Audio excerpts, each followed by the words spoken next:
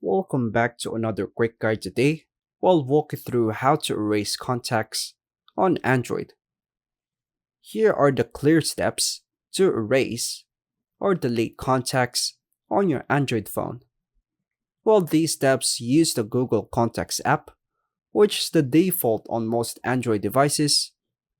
So, on the part 1, we're going to open and find the contact. First is to unlock your Android phone.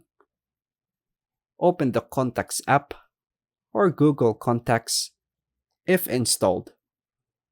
Scroll through or tap the search bar at the top. Type the name of the contact you want to erase. Delete the contact.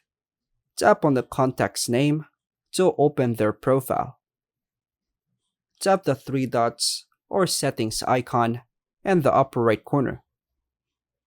Select Delete from the menu. A confirmation pop-up will appear. Tap Delete or move to Trash again to confirm. Part 3. Delete multiple contacts. Go back to the contact list. Tap and hold one contact to activate multi-select mode. Tap other contacts you want to erase. Tap the trash bin icon at the top and confirm by hitting delete. And done. The selected contacts have been erased from your Android device and sync Google account if applicable.